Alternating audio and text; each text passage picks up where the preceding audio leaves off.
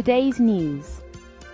Council of Europe Committee calls on Azerbaijani government to release Einullah Fatullayev.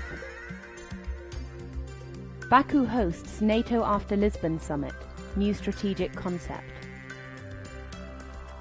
Government conceals economic statistics.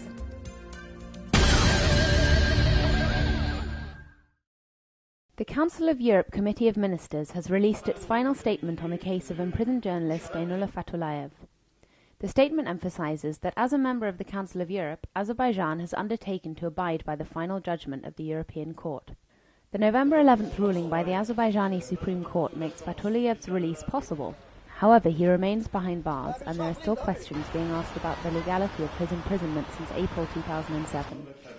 We call upon the Azerbaijani government to immediately consider this issue and take every measure to release the journalist and replace his prison sentence with some other penal measure, if indeed that is deemed necessary. In 2007, Einullah Fatullayev, editor-in-chief of Realny Azerbaijan and Gundelik Azerbaijan newspapers, was sentenced to 8.5 years in jail for threatening terrorism, amongst other charges. In July of this year, he was sentenced to an additional 2.5 years in prison by Garadagh District Court under charges of drug possession. The European Court of Human Rights has issued a final and absolute ruling for his innocence and has demanded his immediate release. The Azerbaijani Supreme Court plenum partially fulfilled the decision.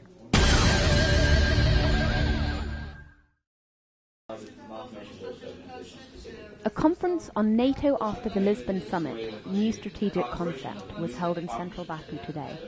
The conference was organised by the Romanian Embassy in Baku, which is Azerbaijan's NATO Coordination Centre, and NATO-Azerbaijan Cooperation Institute. Diplomats from NATO member countries, experts, opposition party leaders and NGO representatives were all at the conference. The conference discussed the outcomes of the NATO-Lisbon summit, the new NATO strategic concept, NATO-Azerbaijan relations, NATO-Russia relations, regional security, Afghanistan, and NATO's perspectives on Georgia, the Ukraine, and Azerbaijan.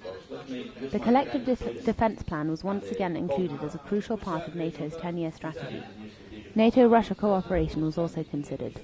Georgian and Ukrainian membership is still on the agenda, as is the issue of Georgia's territorial integrity, said Polish Ambassador to Azerbaijan Mikhail Lebenda.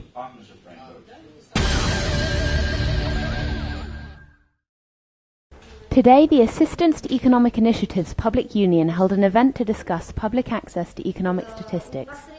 Representative of the NGO, Rovshan Agiev, reported that the public do not have proper access to economic statistics and information. Although there are laws guaranteeing freedom of information, they exist only in theory and not in practice. As a result, there are serious obstacles to information gathering. This lack of transparency stands in the way of the public's trust in the government, he said.